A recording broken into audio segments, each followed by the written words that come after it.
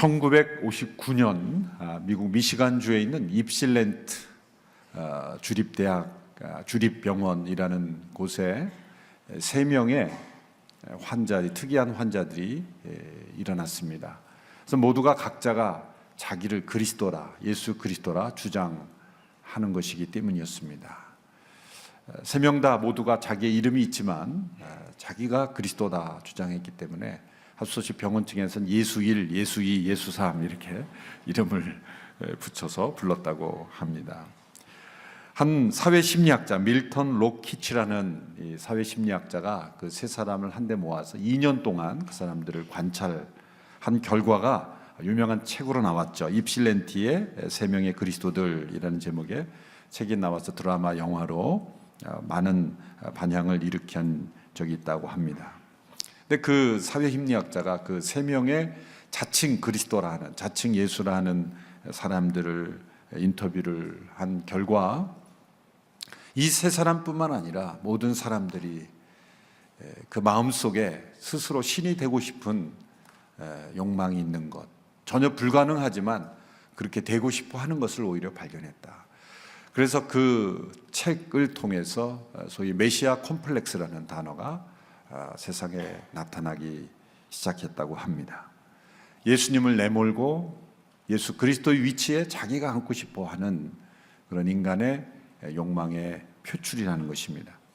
어떤 목사님이 꿈속에 천국을 갔는데 그 보좌에 앉아 계신 예수님께서 모든 성도들이 올라올 때마다 반갑게 일어나서 맞이해 주시고 허그해 주시고 또 축복해 주시는 그런 모습을 보았다고 합니다. 근데 이제 본인 차례가 돼서 예수님과 인사를 하는데 예수님이 일어나지 않고 가만히 의자에 앉아 보좌에 앉으셔서 인사를 하시더라는 거예요. 약간 서운해서, 아니 다른 앞에 있는 성도들은 다 반갑게 벌떡 일어나셔서 맞이해 주시는데 왜 저는 그냥 앉아서 인사하십니까? 물어봤더니 내가 일어나면 너가 내 자리에 앉으려고 그러지 라고 했다는 거죠. 요즘 목회자들이 너무 예수님의 자리에 많이 앉아서 수많은 목회자들이 메시아 콤플렉스에 빠져서 예수님의 자리를 넘본 것이 꿈으로 나타나지 않았나, 그런 어떻게 보면 슬픈 이야기입니다. 이 메시아 콤플렉스에 빠지는 사람들은 두 종류의 사람들입니다. 첫 번째 종류의 사람들은 앞서 이 입실렌티의 병동에 있었던 사람처럼 과대망상증 혹은 정신분열증에 빠져서 자기가 자신이 누구인지 모르는 그러한 분들입니다. 또 한 부류의 분들은 정신의학적으로는 전혀 문제가 없는 분들입니다. 오히려 영향을 미치고 있는 분들입니다. 나쁜 사람이 아니라 선한 지도자들입니다. 많은 사람들의 존경과 칭찬과 사랑을 받는 사람들입니다. 그리고 사회를 변화시키고 개혁시켜가는 사람들입니다. 그런데 메시아 콤플렉스에 빠질 수 있는 것이죠. 나쁜 영향을 미치는 것이 아니라 선한 영향을 끼치고 많은 사람들에게 존경과 추앙을 받아가면서 어느 한순간 자기 자신이 메시아라고 생각할 수가 있다는 것이죠. 사회의 변화를 일으키고 개혁을 일으키는 선한 영향력을 미치는 지도자일수록 기억해야 될 것은 변화의 주체는 내가 아니라 하나님이시라는 것, 개혁의 주체는 내가 아니라 하나님이시고 나 또한 변화와 개혁의 대상이라는 것. 그러므로 나는 완전하고 나 외의 모든 사람들은 다 문제가 많다는 태도는 이미 메시아 콤플렉스에 빠진 것이죠. 나를 포함하여 우리가 함께 변화해야 되고 우리가 함께 새로워져야 된다. 나도 역시 마찬가지로 문제가 많은 사람이다 라는 겸손한 마음이 있지 않으면 한순간에 우리는 이 메시아 콤플렉스에 빠질 수가 있는 것입니다. 오늘 본문에 나오는 이 세례 요한, 그 세례 요한은 성령이 충만했고 수많은 사람들을 변화시키는 엄청난 영향력을 유대사회에 일으켰습니다. 그래서 사람들의 마음속에 세례 요한을 바라보면서 이런 생각을 했습니다. 이 요한이 바로 메시아가 아닐까? 그것은 한두 사람의 마음속에 일어나는 생각이 아니라 거의 모든 사람들의 마음속에 일어나는 생각이었습니다. 이 요한이 우리가 기다리던 메시아가 아닐까. 그 당시에 많은 사람들이 메시아에 대한 깊은 갈망이 있었던 때에 성령의 능력과 표적과 사람들의 변화되고 그 세례 요한의 메시지에 회개하고 나오는 모습을 보면서 이가 그리스도가 아니냐라는 사람들의 그러한 질문과 그런 생각들이 생기기 시작했다는 거죠. 만일 세례 요한이 그 한순간에 이 메시아 콤플렉스에 빠져서 나도 몰랐는데 그러고 보니 내가 메시아네요 라고 말했다든지, 아니면 내가 메시아입니다 라고 한마디만 했다면 틀림없이 세례 요한은 메시아가 되는 겁니다. 사람들에게 그 정도의 위치까지, 그 정도의 영향력까지 지금 세례 요한이 올라 있는 겁니다. 어쩌면 이 세례 요한의 말 한마디라면 새로운 종파가 생길 수도 있는, 새로운 종교의 창시자가 될 수도 있는, 좀 오늘 이 시대의 이슬람교나 불교나 어떤 종교보다도 더 큰 영향력을 발휘할 수 있는 또 하나의 종교가 창설될 수 있는 그러한 그 시점에 있었습니다.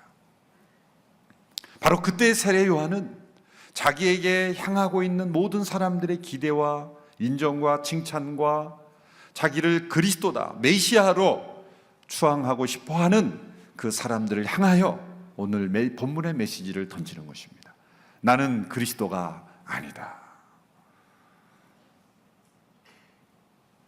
여러분, 우리가 우리 스스로를 현재 시점에서 저는 그리스도가 아닙니다 라고 말하기는 너무나 쉬운 거예요. 그렇죠? 당연히 아니죠. 왜? 아무도 그렇게 생각하는 사람이 없기 때문에.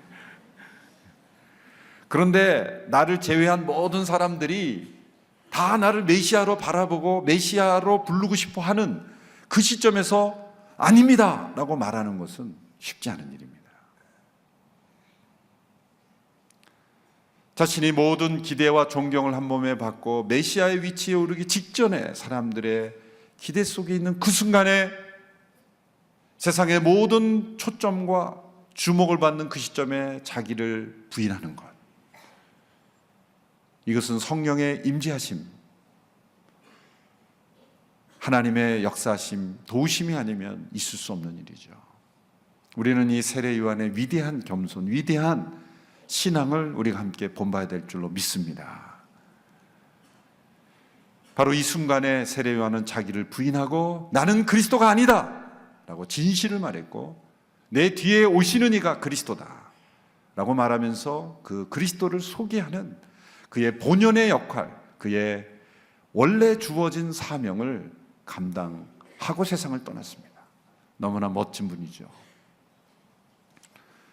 그는 장차 뒤에 오시는 예수 그리스도와 자신을 설명하면서 비교하면서 세 가지로 예수님을 소개했습니다. 첫째로 나는 너희에게 물로 세례를 주지만 예수 그리스도는 성령과 불로 세례를 줄 것이다.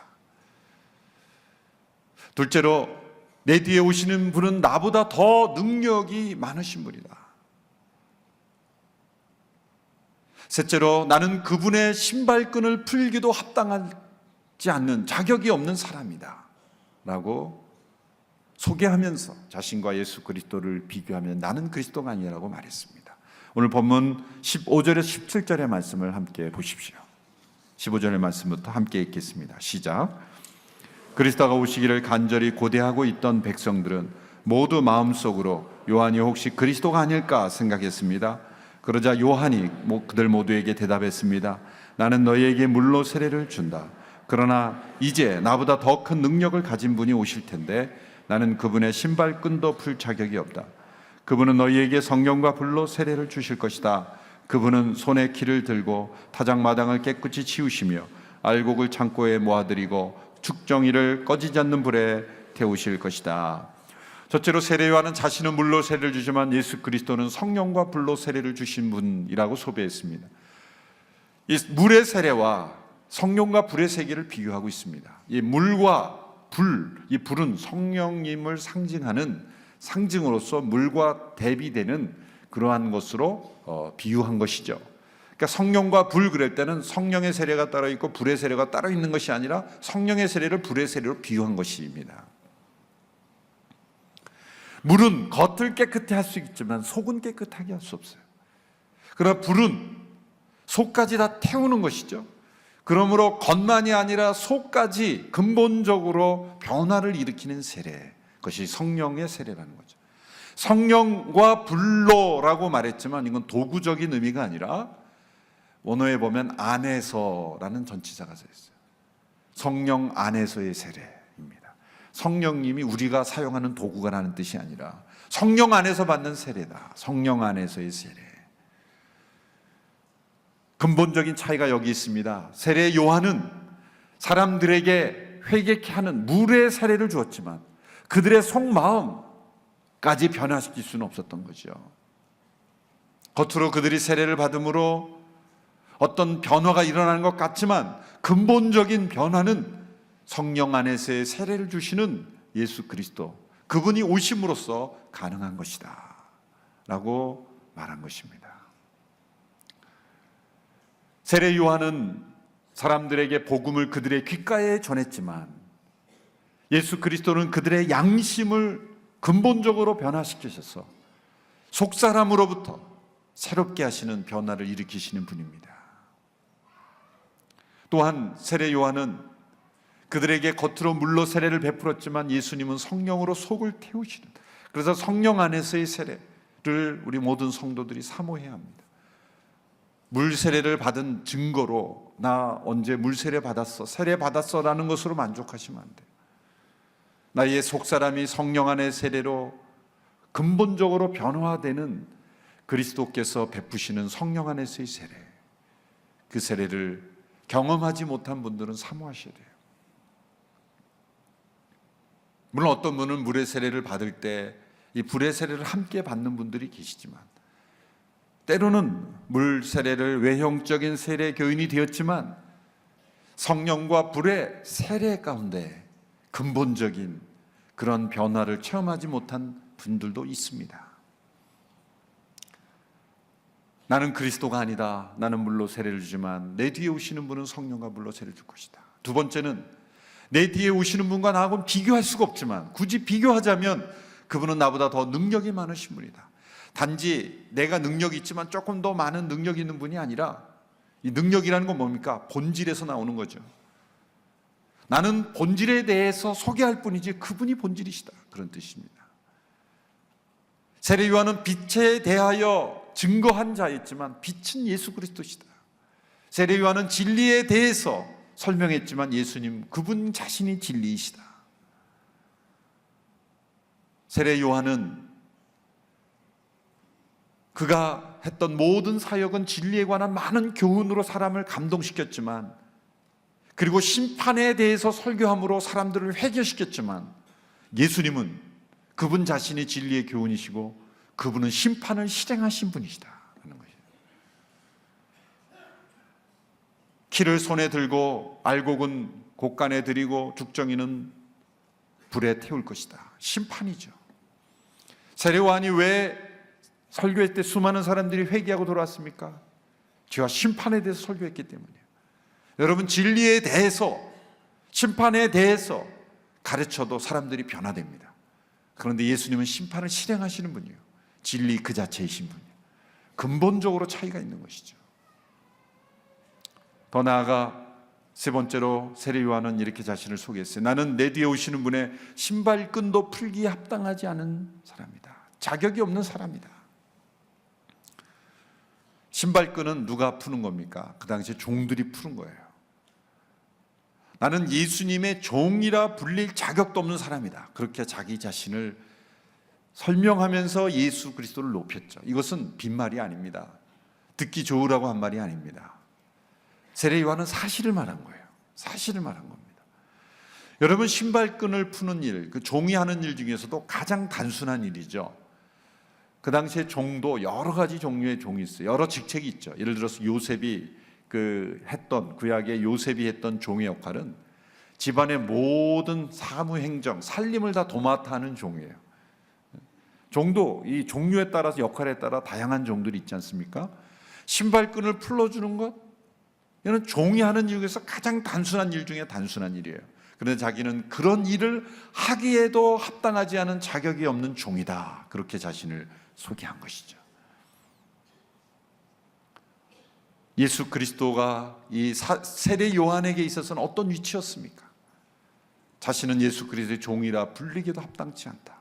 이 말씀은 역설적으로 생각하면 세례 요한은 그에게 맡겨진 신발끈을 푸는 일조차도 맡겨졌다면 그 사람은 충성스럽게 감당하는 사람이었다는 거예요.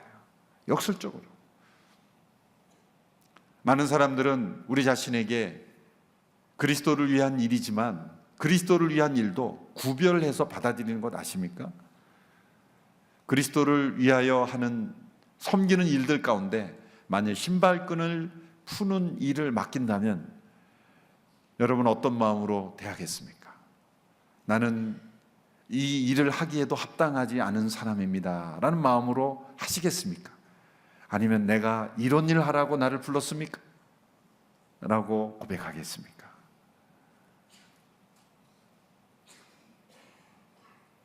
여러분 어떠신지 모르겠지만 저는 이 말씀에 가장 큰 은혜를 받았어요. 준비하면서 은혜를 받았다는 건 도전을 받고 참 책망을 받았다는 거죠.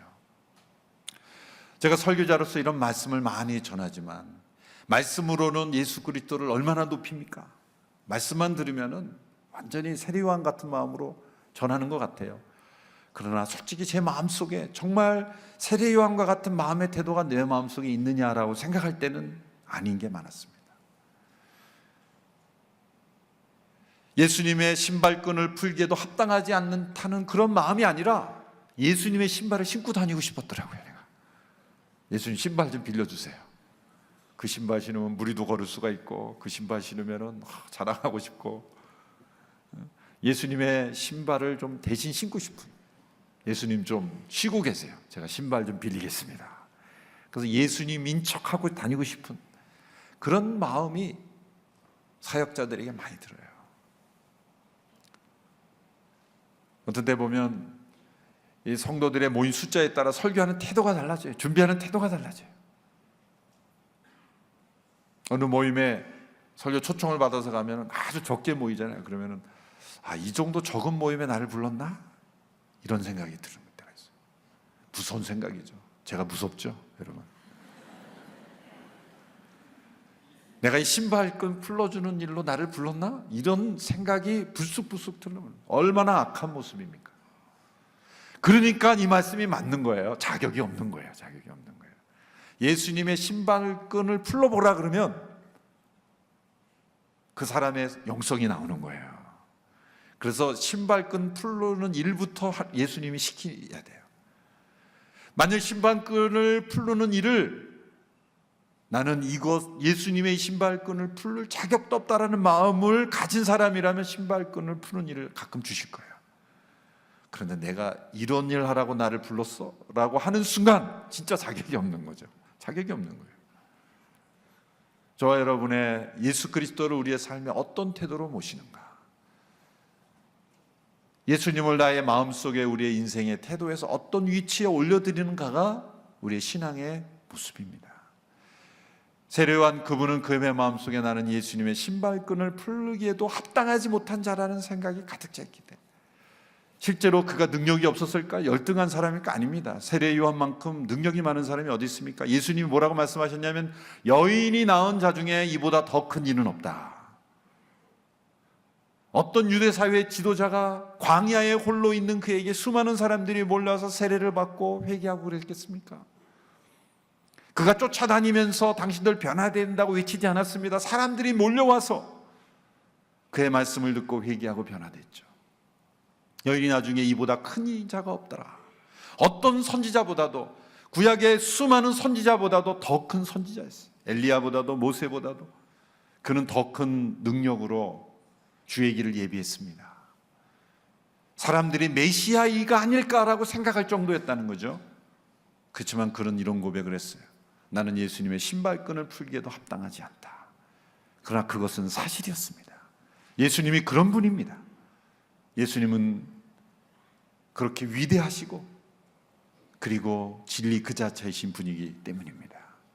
우리 마음속에 오늘 이 말씀을 통해서 세례 요한이 가졌던 이 겸손, 자기 자신의 올바른 위치, 예수님이 마땅히 계시해야 될 그 위치에 예수님을 올려드리는 우리 모두가 될 수 있게 되기를 축원합니다. 그리스도를 위한 일이 신발끈을 푸는 일 같은 아주 작고 사소한 일인 것처럼 보일지라도 그 일을 감당하기에도 합당하지 않은 저입니다 라는 그런 고백으로 우리에게 주어진 사명을 감당하는 우리 모두가 되기를 주님의 이름으로 축원합니다. 세례 요한이 이렇게 한없이 자기를 낮추더라도 그것이 사실인 이유가 뭘까요? 예수님은 세례 요한이 낮아진 것보다 더 낮아지신 분이에요. 세례 요한이 신발끈을 풀기 합당하지 못한 종이라고 말했습니까? 예수님은 제자들의 발을 씻겼어요. 신발끈을 푸는 정도가 아니라 발을 씻기셨어요. 우리가 억울하게 다른 사람들에게 비난받으면서 잘 참습니까? 예수님은 온 세상의 조롱과 비난을 다 담당하셨고 의인으로서 불의한 자의 취급을 받아 십자가의 흉측한 그 고통을 담당하시고 하나님의 진노를 담당하신 데까지 낮아지셨어요. 하늘의 영광을 가지신 그분이 죽기까지 낮았어요. 하물며 원래 영광스럽지 못한 사람들이 좀 불의한 취급받은 게 그렇게 억울하죠. 우리는 원래 영광스럽지도 않아요. 원래 죄 가운데 있고 또 자기의 잘못도 일부 있는데도 우리는 비난받는 것을 견디지 못해요. 그러나 예수님은 완전히 의로우신 분이 완전히 죄인으로, 그것도 가장 처참한 처형을 당하시는 죄인으로 고난을 받으셨죠. 예수님은 세례 요한이 아무리 자기를 낮춰도 그보다 더 낮아지신 예수 그리스도. 그러므로 세례 요한의 이 고백은 그냥 겸손한 척하는 고백이 아니라 합당한 고백이요, 우리 모두가 함께 가슴에 품어야 될 고백인 줄로 믿습니다. 세례 요한의 이 고백 이후에 예수님께서 세례 받으시는 장면이 나옵니다. 세례 요한은 담대하게 목숨을 두려워하지 않고 엘리야가 아합과 이세벨에게 진리를 말하고 죄를 지적했던 것처럼 당시에 분봉왕 헤롯의 죄를 지적하다가 결국 감옥에 갇혀서 순교했죠. 그리고 그는 사라졌습니다. 그는 매우 짧은 인생을 살았지만 영원한 천국에서는 큰 자로 주님 앞에 인정받을 줄로 믿습니다. 그런데 그 세례 요한이 사라지기 전에 예수님께서 세례 요한에게 세례를 받으신 기록이 오늘 본문 21절 이하에 21절 22절에 등장하고 있습니다. 오늘 보면 21절 22절을 함께 읽으실까요? 3장 21절 22절 말씀 시작. 모든 백성이 세례 받을 때 예수께서도 세례를 받으셨습니다. 예수께서 기도하시자 하늘이 열리고 성령께서 비둘기 같은 형상으로 그분 위에 내려오셨습니다. 그리고 하늘에서 한 소리가 나왔습니다. 너는 내 사랑하는 아들이다. 내가 너를 기뻐한다. 예수님께서 세례 받으신 장면은 사복음서에 다 등장한 아주 중요한 사건입니다. 중요한 것은 예수님이 세례를 받으실 필요가 없는 분이라는 거죠. 세례는 누가 받아야 됩니까? 세례는 죄 씻음, 정결함을 상징하는 의식이기에 죄인이 받아야 하는 것입니다. 예수님은 죄인이 아니셨습니다. 그런데 예수님은 세례를 받으셨습니다. 왜 그랬을까요? 그것은 죄인들과 같이 취급당하시기 위해서이죠. 사람과 같이 되시 완전한 사람으로서 죄가 없으셨지만 죄가 있는 인간을 대신하시기 위해서 죄인으로서 취급당하시는 세례를 받으신 것입니다. 예수님이 세례 요한에게 세례를 받으러 나왔을 때 세례 요한이 깜짝 놀라서 말렸죠. 마태복음 3장에 보면 이렇게 거절합니다. 선생님, 제가 선생님에게 세례를 받아야 되는데 도리어 어떻게 제게 나옵니까? 있을 수 없습니다. 예수님 이렇게 말씀하시죠. 아니다. 이같이 하여 모든 의를 이루어야 한다. 모든 의, 이건 뭡니까? 하나님이 사람이 되심으로, 사람이 되시되 죄인과 같이 되심으로 죄인을 대신하는 구세주 메시아가 되시기 위해서 반드시 있어야 될 첫 번째 과정이었던 것이죠. 하나님이 사람이 되셨다는 것, 사람이 되시되 죄인과 같이 되시고 모든 사람들이 담당해야 될 죄가를 대신 담당하신 죄인이 되심으로 우리의 메시아가 되신 것이죠. 저게 이 모라비안 교도들이 선교할 때의 기록들을 읽어보면 정말 대단합니다. 이 사람들이 선교할 때 어떤 노예 제도가 있었을 당시인데 서인도 제도란 한 섬에, 서인도 제도에 한 섬에 들어왔는데 거기는 이 노예들이 많은 거예요. 그래서 노예들에게 복음을 전하기 위해서 이 선교사들이 노예가 됩니다. 그 섬에. 노예의 신분이 아니면 서로 말이 통하지 않고 들어주지 않기 때문에 그 선교사들이 노예가 돼서 그 섬에 들어갑니다. 어떤 선교사들이 기록은 나병 환자들, 문둥병자촌에 들어가서 그 병동에 들어가면 다시는 못 나오는 그러한 병원에 스스로 환자가 돼서 그 병동에 들어가는 거죠. 그 안에 있는 사람들을 구원하기 위해서. 하늘의 영광을 버리고 사람이 되시되 죄인과 같이 되신 것은, 여러분, 성육신의 사건은 잠시 하나님이 사람이 되신 것처럼 사람이 되셨다가 다시 인간을 떠나 하나님이 돌아되신 게 아니에요. 성육신 된 거는 한 번 이루어진 사건으로 변화될 수 없는 사건이에요. 사람이 되신 것이에요. 완전한 하나님이며 동시에 완전한 사람이 되신 것이에요. 사람들은 잠시 사람이 되셨다가 되돌아가시라고 믿고 싶어 했어요. 아닙니다. 영원히 사람이 우리와 같이 되신 거예요. 그리고 부활하셔서 영광스러운 몸이 되셔서 우리가 영광스럽게 될 때의 그 몸을 입고 지금도 계신 거예요. 그게 성육신입니다. 예수님께 세례를 받으시고, 그런데 누가복음에 보면 요한에게 세례를 받으셨다는 말을 기록하지 않아요. 요한이 세례 줬다는 말을 기록하지 않는 건 매우 의도적이라고 생각합니다. 다른 마태복음이나 다른 복음에서 기록돼 왜 누가가 예수님이 요한에게 세례 받았다는 걸 기록하지 않았을까요? 저는 이 요한이 한 말, 나는 그분에게 신발끈 풀기도 합당치 않다라는 말을 그대로 반영한 것이라고 생각해요. 만약 요한이 예수님에게 세례 줬다 그러면 수많은 사람들이 그러면 예수님보다 요한이 한 수 위네? 이렇게 생각할 위험이 있을까 봐. 예수님의 신성을 오해할까 봐. 그리고 세례 요한을 메시아처럼, 메시아의 반열에 사람들이 올려놓을까 봐 아예 세례 요한을 빼버린 거예요. 아마 세례 요한이 사복음서를 읽었더라면 제일 기뻐했을 복음서가 누가복음서일 거예요. 잘했습니다. 내 이름 뺀 거 정말 잘했습니다.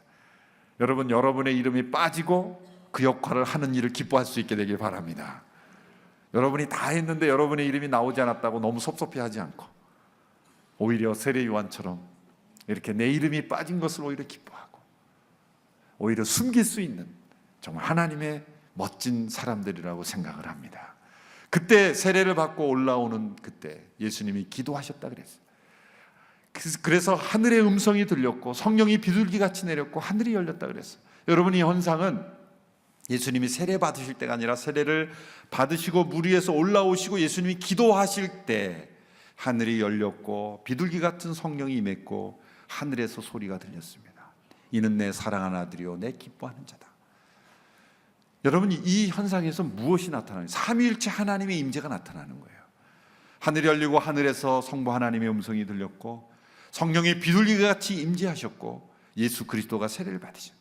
삼위일체 하나님이 무엇을 지금 기뻐하시는 거예요?